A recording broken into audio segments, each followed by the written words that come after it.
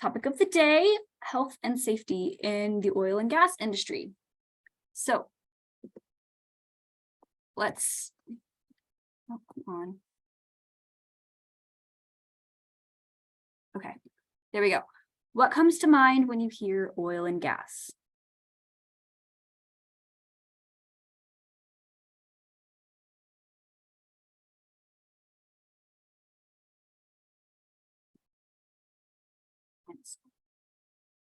Giovanni, put it in the word bubble.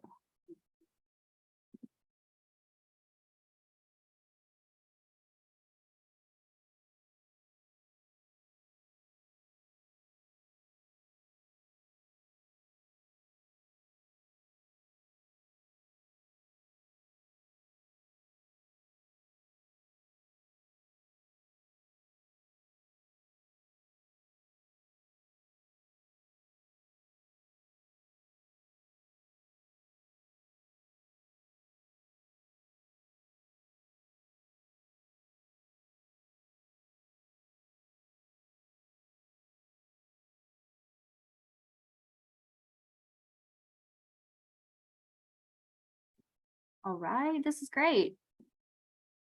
Yeah, I'm seeing a lot of pollution, natural resources, money, the oil rigs all over rural Texas. So just if you want to drop in the chat, since I wasn't here on the first day, what regions are y'all from? Like, is anybody from Houston? I know someone said they're from Eagle Pass. Anybody from Austin or anywhere else? Just feel free to drop that like in the chat, just so I can see.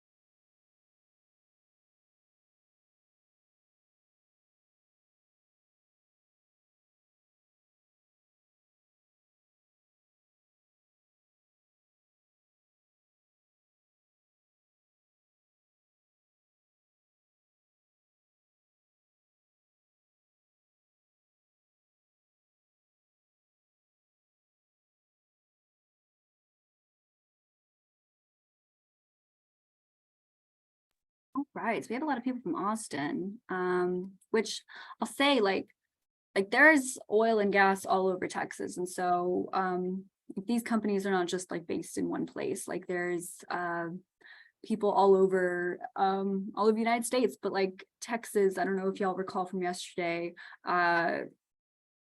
whenever Ted said that like, they predominantly look for oil and gas in areas that were once like ocean basins. So back during the Cretaceous, here's a little bit of geology for y'all, there was a sea covering all of Texas. And so that's why we have a lot of limestone here. And if you're out, I know also like out west, you can find a lot of fossils and you'll find shells in the rocks. And if you're wondering like, where do those come from? It used to be covered by water. So Texas is like a really good place to be drilling for oil and gas because it was once an ocean basin.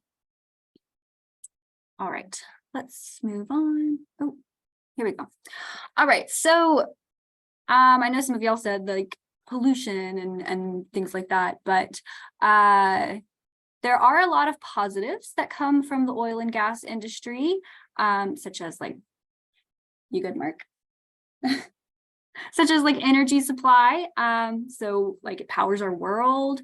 There's job creation. There's like 9.8 million jobs created by oil and gas, which is about like 6% of all the US jobs, I believe. Economic growth, so there's all sorts of different like royalties that people get if they drill on their land, investments, contributions from the oil and gas companies, technological innovations, so like drilling techniques.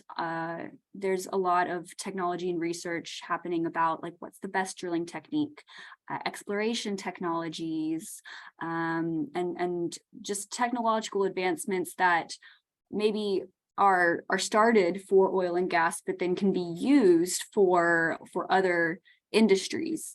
And then there's research and development. And so oil and gas companies oftentimes will be investing in research to improve the stuff that they do, like I mentioned, and that can be used for any other industry. It may not even be just for oil and gas. And then there is more of like a push to do research to improve and develop more sustainable practices so that we have a more sustainable and cleaner future.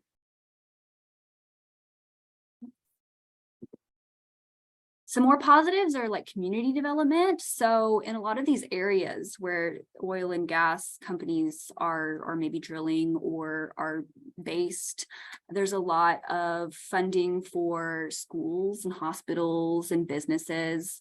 We've got,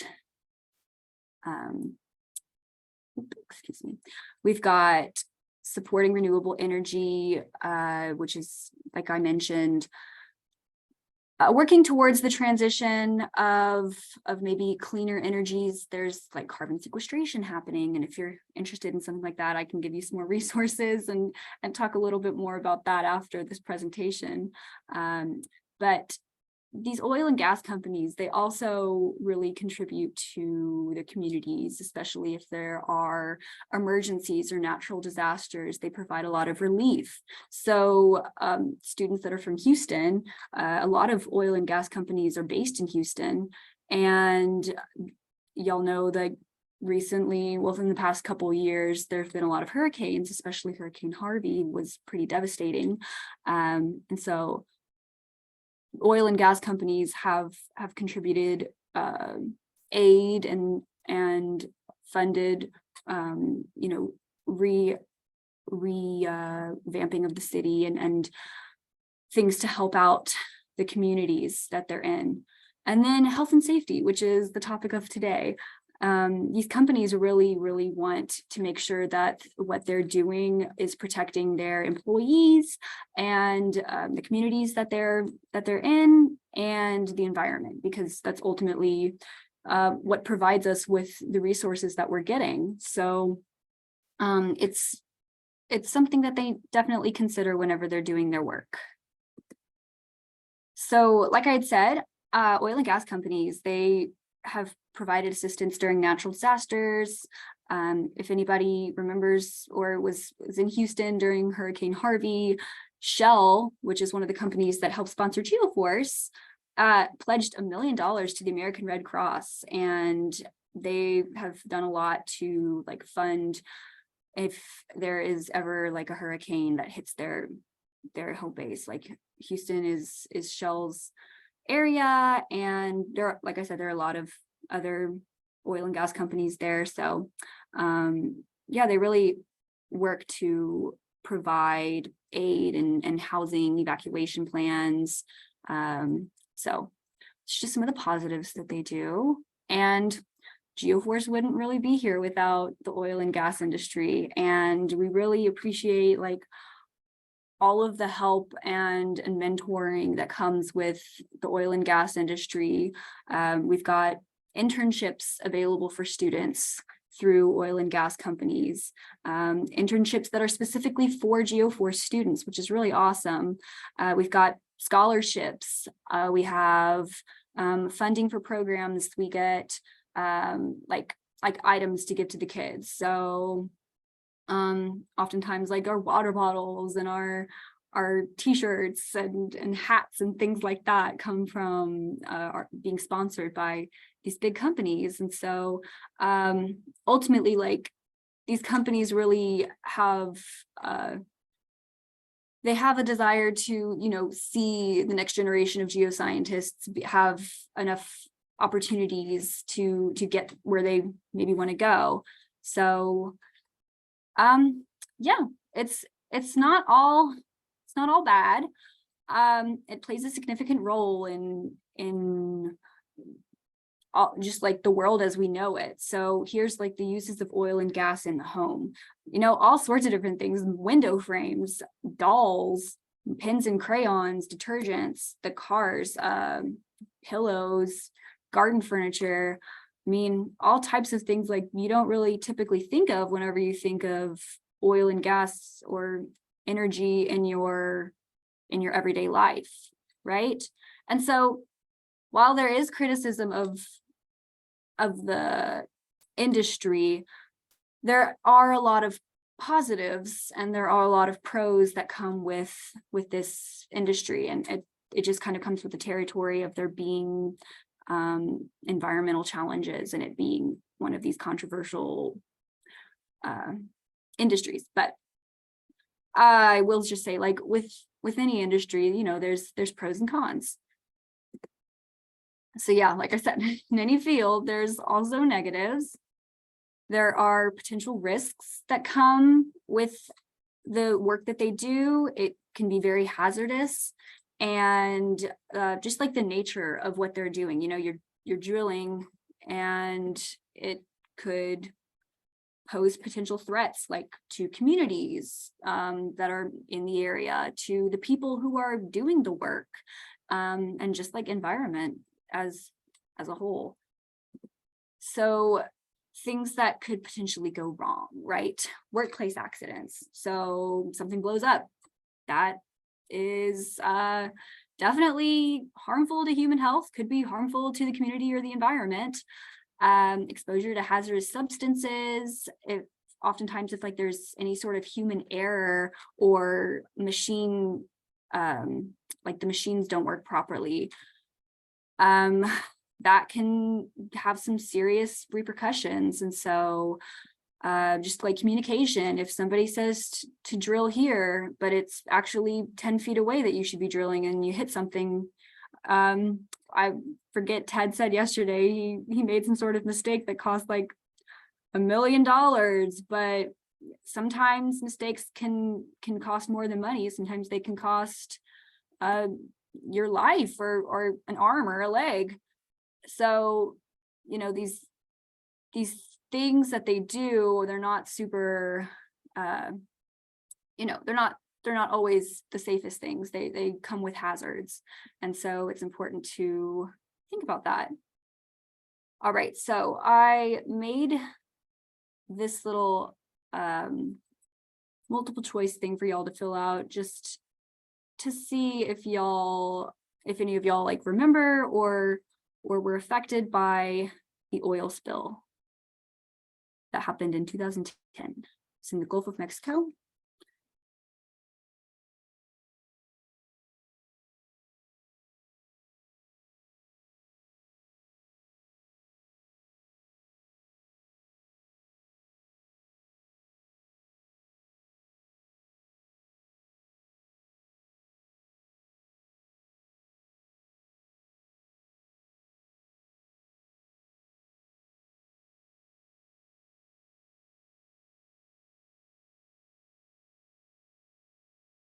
Okay.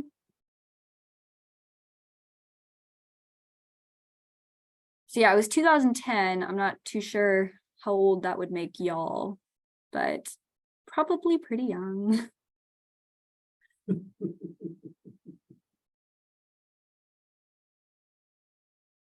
Okay, somebody was affected. I was about to say.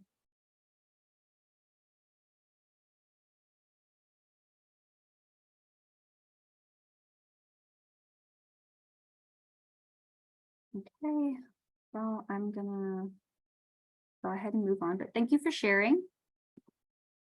So I'll just touch on this because I know Mark's going to talk a bit more about it whenever he gives his presentation. But for those of y'all that don't know, there was a big oil spill that happened in 2010, right off the coast of the Gulf of Mexico. And it was off the coast of Louisiana. It was just like this massive explosion of this oil rig. And the oil just kept spilling out for 87 days. And there were efforts to try to get it to, you know, to cap it, but all of the efforts were unsuccessful. And so just all of this oil just spilling out, causing all of these like horrible environmental repercussions. So it released about 210 million gallons, which I can't even fathom how much that is. That is just like an insane amount of oil. Like if you think like you get a gallon of milk from the grocery store, right? Now 210 million gallons of milk, like that's a lot of milk, right? That's a lot of oil. And just going out into the environment causes detrimental effects. So there were effects on marine life in these coastal communities, because a lot of people live near the coast, and you know, fishing industries, tourism industries, people just going to the beach. A lot of these small towns or even bigger towns rely on people coming to the beach and spending all their money and enjoying what, you know, the coast has to offer. And so if that is threatened, then that's a lot of money that's just not put into these communities. So there was a lot of financial hardship and job losses, and then just like I said, environmental impact. So after this oil spill, they took years to clean and try to do restoration of the communities. There was a lot of compensation and settlements. So the company BP that was responsible for this, they did a lot to try to mitigate and make sure that something like this doesn't happen again. And I think that this was really an eye-opener for a lot of oil and gas companies, because they really after this, like, made sure that they were checking all of their boxes when it comes to safety and when it comes to risk prevention. So, you know, checking on their equipment and revising all of their safety practices and protocols was really important for all of these companies to do, because, you know, this was a huge mistake, and it was really bad for a lot of people. But it's not a mistake that really can be made again. And so I think because of this is, you know, it was like a horrible disaster, had a lot of negative consequences, but it also kind of shaped how oil and gas companies respond and how they can go forward, making sure that things like this just don't happen again, right? So it's very complex. It's not just people who are doing like the drilling, and it's not just geologists who go out, or people like Ted who will say like, oh, I think you should go drill over here, and then they just go do it. You know, there's a lot of different roles and a lot of different people who work in this industry. So like a geologist or several different types of engineers, like you've got petroleum engineering, chemical engineering, drilling engineering. You've got the people who are then part of the supply chain, so getting the product that they produce to the consumers. That is a lot of money being made and a lot of money being moved. And so we've got people who do like financial aspects, or like the economical aspects of oil and gas. And then you have the people that analyze what they're doing. And then you have safety and environmental specialists, so people who focus on like making the company safe and making the company's protocols and procedures safer for everybody who's working there. So there is a lot of risk prevention now, especially because of the detrimental things that have happened with the oil and gas industry. They really do take a lot of safety precautions. And because of that, the people that work there are also usually very safe, very like safety minded. So if any of y'all were on an academy with Mark, you'll know that he is a very safe person, and he really emphasizes safety on academies, as well as all of our oil and gas sponsors, you know. So it's not just in the workplace, like these people really want to make sure that people are being safe, like in their day-to-day lives. So they have done a lot to like readjust the way that they handle risk. So they wear personal protective equipment, also called PPE. So whenever they're out in like a hazardous environment or doing anything that may cause injury or bodily harm, they're always making sure that they're wearing things like hard hats and bright vests. They do health and risk assessments. So whenever they go out, they'll always check to make sure that whatever they're doing, they have like a list of things that they need to check off. So, you know, doing inspections such as that, emergency protocols and procedures. So making sure you have a plan in case anything is to go wrong, inspecting the equipment to make sure it is up to the guidelines, to make sure that it is, you know, in pristine condition and it's not going to fail. And then also doing the drills for any sort of emergency that happens. So anyway, I wanted to ask, does anybody know anyone who works in the oil and gas industry?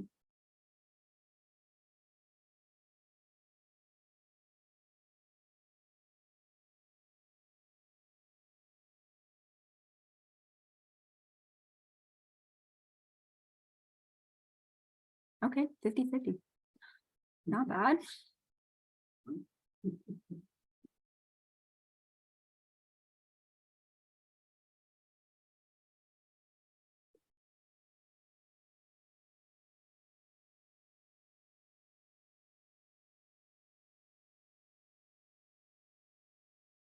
I'm just now seeing the chat. Y'all were 3 years old, a year old. Oh my goodness, I feel old.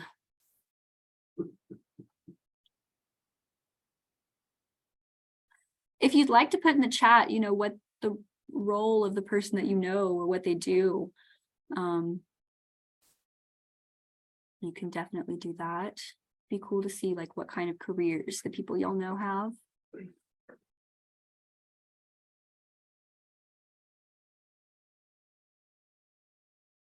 And safety.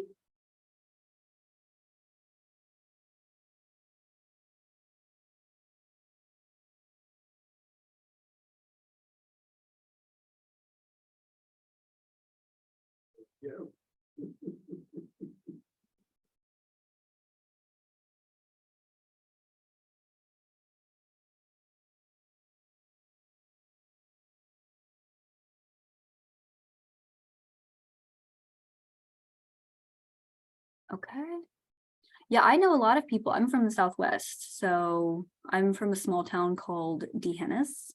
I don't know if anybody all know where that is, but there's a lot of oil rigs and drilling in the area. So a lot of people that I went to school with got careers doing things with oil and gas. And so that's somebody in the oil and gas industry, and they didn't go to school to do geology or engineering, but they, you know, are still part of the oil and gas industry. Okay, engineers, well testing. Okay, awesome.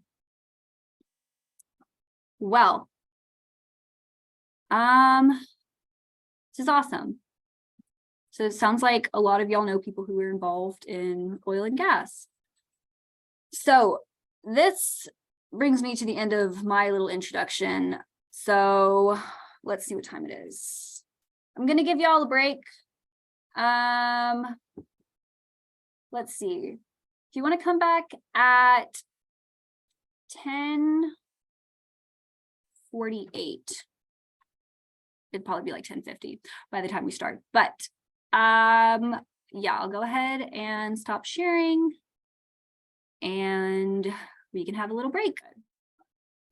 Okay, so I'm gonna go ahead and introduce Mark, and I'll let him do more of like a formal introduction of himself. But Mark Martin, he is, what is your like official title? He's officially retired now, but he had a long career with Shell, worked for about, he said 21 to 22 years, working for Shell. He's been a part of GeoFORCE since we began back in 2005, and he's gone on a lot of the trips every year, mentored a lot of students. I think he even wrote me a letter of recommendation to go to college. So he's awesome. Definitely, like, we love Mark, and he's been a big part of GeoFORCE. So we're so excited to be joined by him today. All right, I'm gonna share my screen.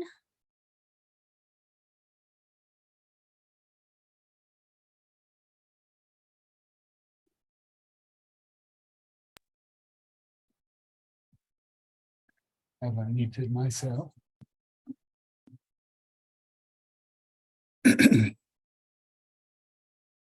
Hey, y'all. How y'all doing? Here, let me. For you. See my screen. I see your screen. Okay. Groggy. Oh my goodness. Groggy. All right. Well, yeah, I'm I'm Mark. And okay, yeah, and I'm IT illiterate, so every now and then Eleanor's gonna step in for me here. Thank you, Eleanor. Just want to make, wait. Yeah, just want to make sure, can everybody hear Mark and see the screen? Put it in the chat, please.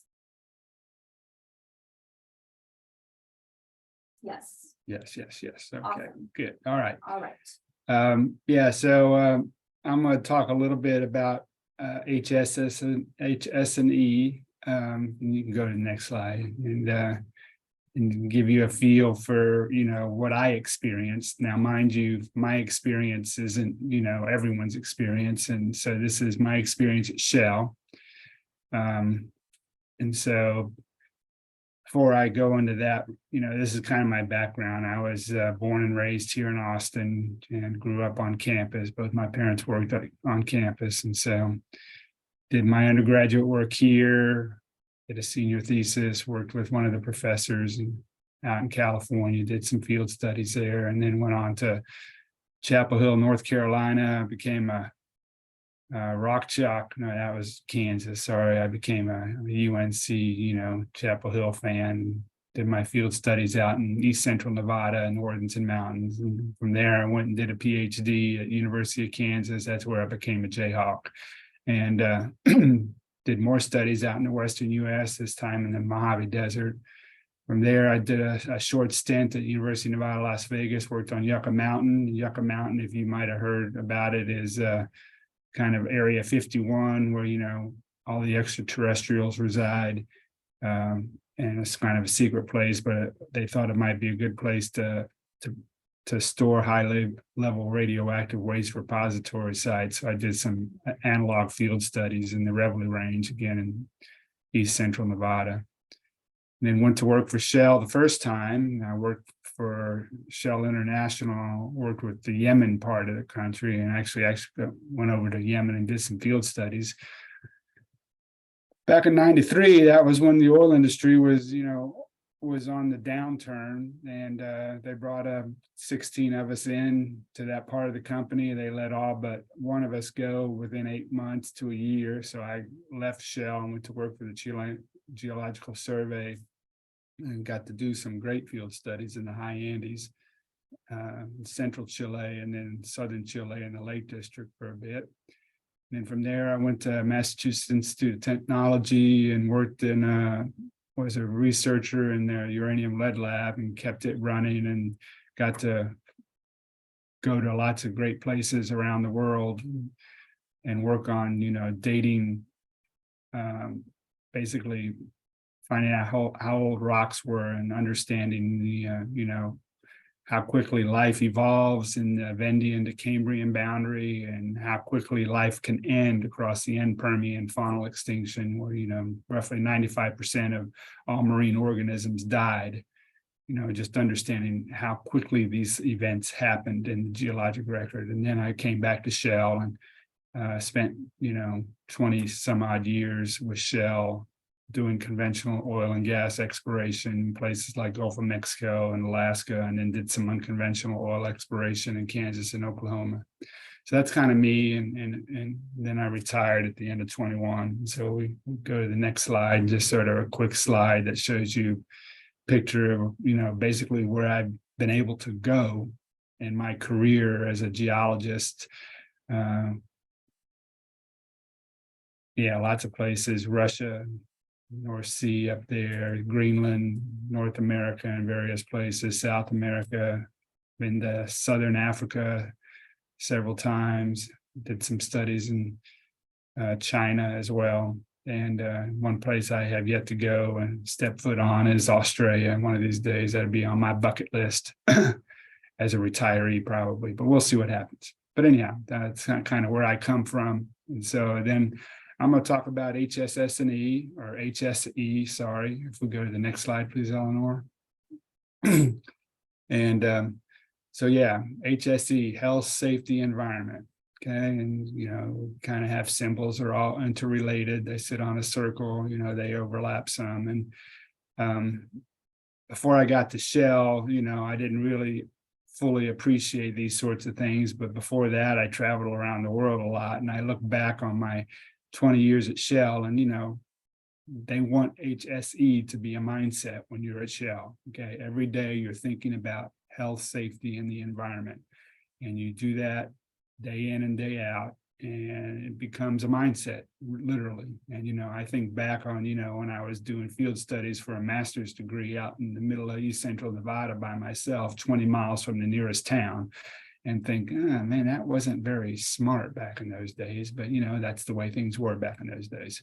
So anyhow, I'm going to give you a little sort of intro to this. If we go to the next slide, please, Eleanor. If you guys have any questions, just pipe up. Health, health, so these are definitions I got out of Wiki.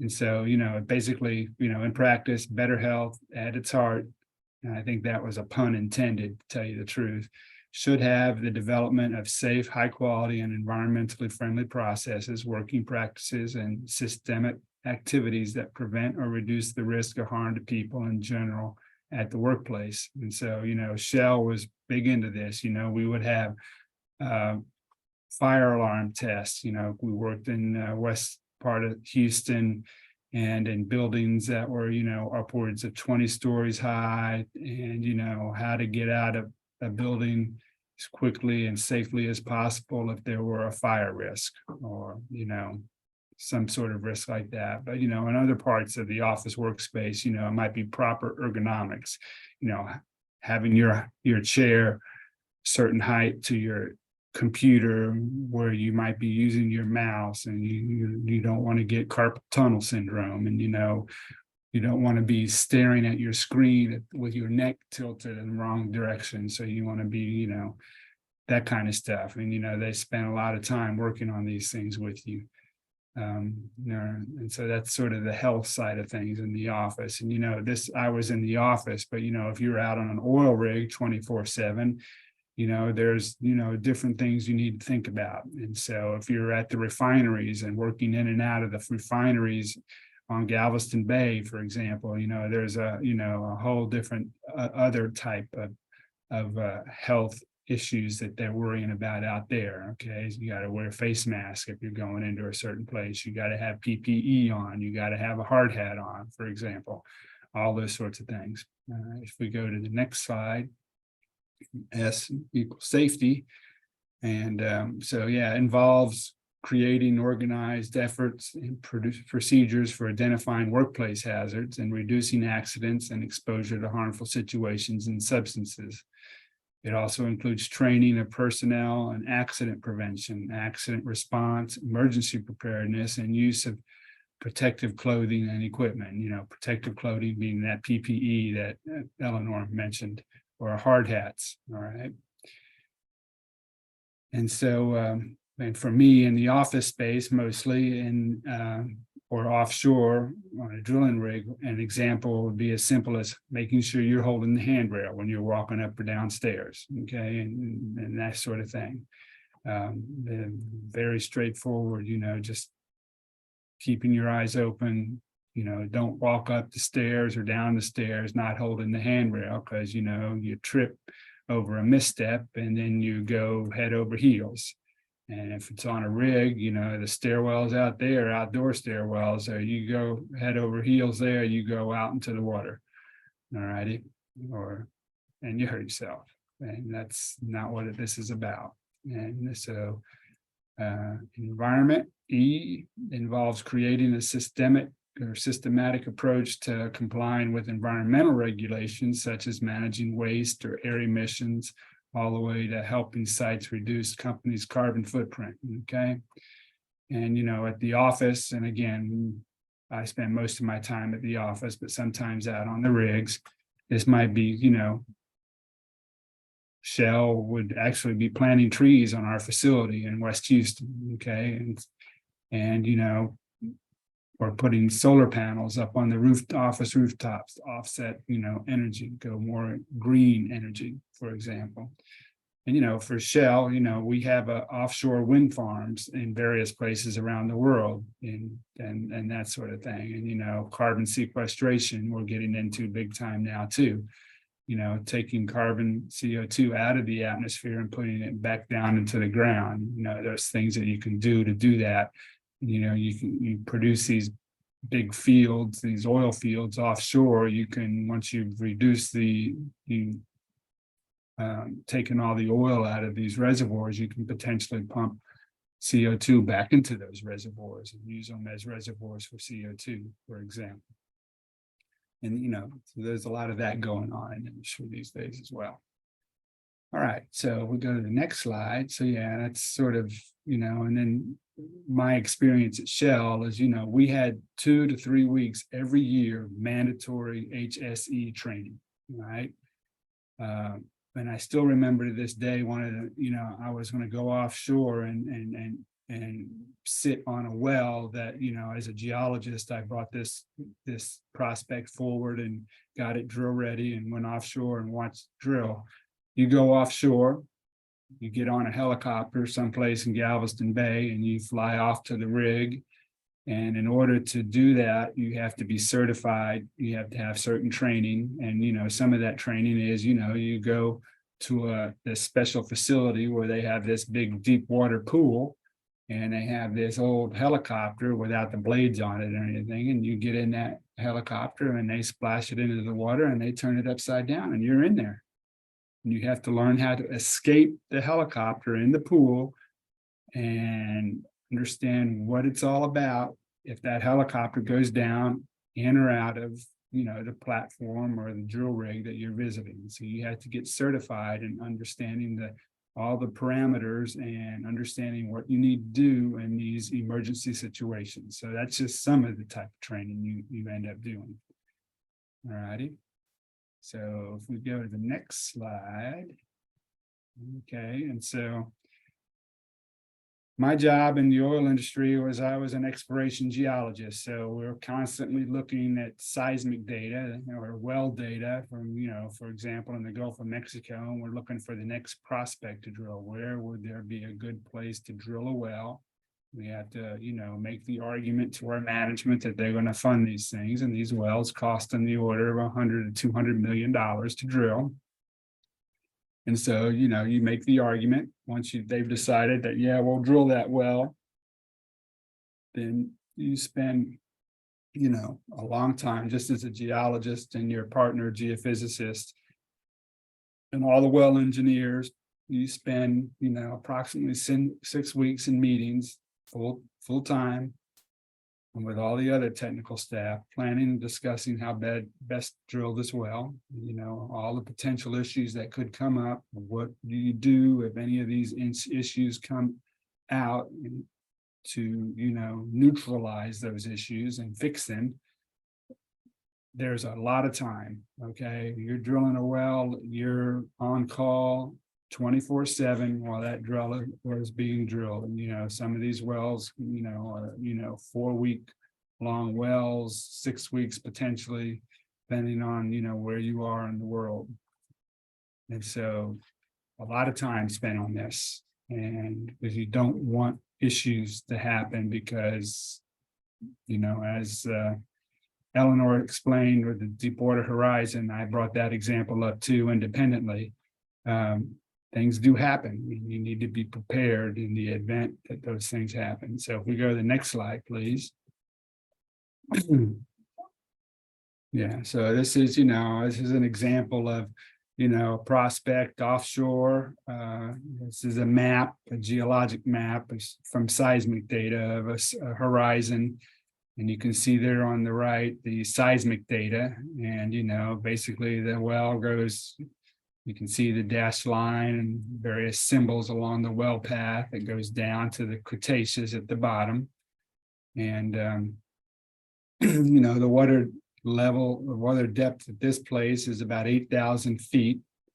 The well went from about 8,000 feet subsea level down to about 20,000 feet. So it's, it's about a potential 2.5 mile deep well and 8,000 feet of water. All righty. So these are kind of the norm for wells that they drill in the deep water. All right, and so there's a lot of effort going into these things because you don't want, issues to arise. Should issues arise, you want to be able to circumvent those issues as quickly as possible. So it's all hands on deck. And you've talked to all the people that need to be involved in drilling the well. And they're all on the same team and on the same line and understand what's going on. And so go to the next slide. So, this is the sort of things that we do. Okay, we drill for hydrocarbons, oil and gas, and the exploration side. Okay, I'm not talking about once you get the oil out of the ground, it goes to the, all the Galveston Bay and the oil industry, the factories down there that, change the oil or the gas into plastics or whatever they might do. A lot of our oil and gas goes to plastics at the refineries and whatnot. And so just as, there's upper right shows you a land rig. The middle shows you a ship drilling rig. And then there's a floating platform there that's being taken out to sea on a barge or on a big ship. And, they put those in and they function as a drilling rig. So you can, in the ship, you can see the helicopter pad right there at the top of the front of the ship. So, you come in on a helicopter and land, and then you go out and, every 2 weeks or so, the crew on board rotates out and they go back on a boat to land. New crew comes in. So there's a lot of moving and activity. And so inherently, these places are isolated generally. And so you don't want accidents to be happening. And so a lot of effort and time and money spent on, health, safety, and the environment. And so we'll go to that next slide. And so here's the Deepwater Horizon. And this happened in 2010. Like, you guys are all young enough that you don't remember this specifically, but you may have people, parents and family that may have been associated with this at some level. But while they were drilling this well, and it was, this well was about a sea level, or the ocean depth was about a mile at this location. They had an issue where a bunch of pressure pushed back up the drilling pipe that they were drilling, and it came swooshing back up the pipe and into the rig at sea level and causing a big explosion. And things caught fire, everything caught fire. 2 days later, Deepwater Horizon sank. 11 individuals died. And it took 10 weeks to turn the oil spill off. And, Ellen already mentioned this, but, approximately 4 million barrels,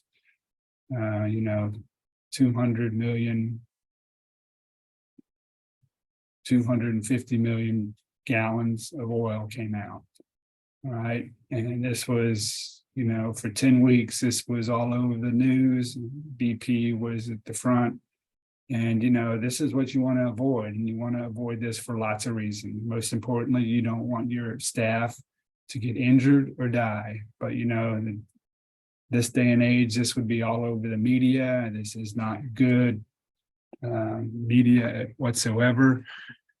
And so there was a step change here in the industry as far as health, safety, and the environment. Okay. All righty. And so you want to avoid these things. I think the monetary outlay because of this was on the order of $15 billion to BP. All right. That's a billion with B, right? Yes, $1 billion. And $15 billion is what it costs for them to fix all this stuff. And interestingly enough, how they fix this is they had to drill some more wells. Basically, what they do in this instance, because the rig sank and the pipe where it's connected to the bottom ocean floor broke off, and so all this oil was flowing right out of the pipe at the seafloor, and so they have to drill another 2 wells, and they have to intersect the well that they've already drilled with this well. And so this is like, what's the good analogy? The sniper with a laser sight at 10 miles out hitting this maybe 12 to 16 inch diameter pipe and intersecting it and then plugging it. Okay, so that's how they turned this off, and it took approximately 10 weeks to do that. Okay, so in itself, that's an engineering feat in itself. All right, but they know how to do these things, and we've gotten a lot better at doing those things in the present day too. So anyhow, if we go to the next slide, I think that's pretty much I'm done, but this is where I did my master's field work out in East Central Laval. So I'm going to ask some questions here. It's going to be kind of like a pseudo test, as it were. Okay. And so this is my field area called the Worthington Mountains. It's about 20 miles from nowhere.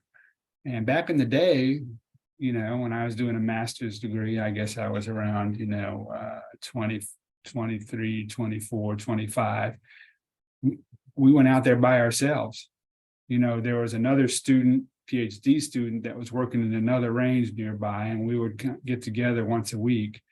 But I was out here by myself. You think that's good HSS&E planning? Good HSE planning? You can just pipe up and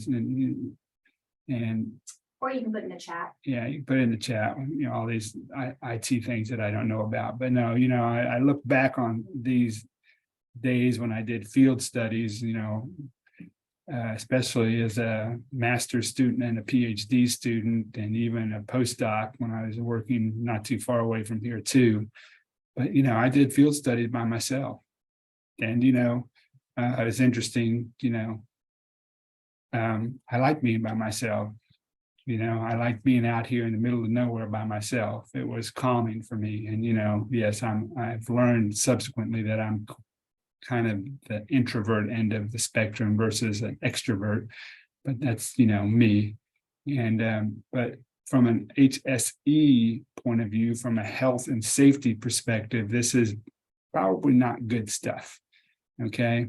We didn't have cell phones back then either. So I couldn't just call up and say, I got an emergency up here. I'm in the Worthington Mountains, X, Y, and Z, and come get me, please. Nope. If I didn't show up for my weekly date at the grocery store with the other student, then you kind of knew there was an issue. But, that was, I could be out there by myself. Yeah. And so another point on this slide too is environment. Okay, I didn't leave stuff behind. I was good about that because I grew up with, 2 parents that were field zoologists. So I was always out in the field with them as a kid. And so, we knew early on that, you don't leave stuff behind. But I was out there once, one springtime, summertime, and I was having my lunch, which, was an orange and a banana. And I just said, oh, orange peels and banana peels, they're biodegradable. I'm just going to leave this for the critters to eat. And well, next summer I came out, stumbled over the place I had lunch a year ago, and that orange peel and that banana peel were still there. And I subsequently learned that orange peels and banana peels do not biodegrade very well. And so they stick around for a very, very long time. So you think about all sorts of stuff, you toss an apple core out and that's all right. Somebody will eat it and it'll biodegrade, but orange peels don't biodegrade.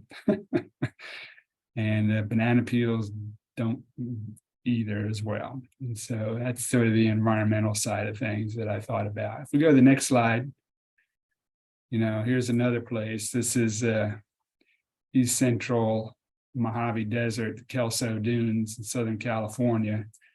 And they're a big set of dunes out here. It's hot and dry and kind of windy. All the sand accumulates and makes these nice dunes. But, you're looking at this and you're going, okay, these were sort of day trips. But, the health and safety side of things here is that, you want to be with somebody. You want to have a partner that's out there with you. And you want to have lots of water.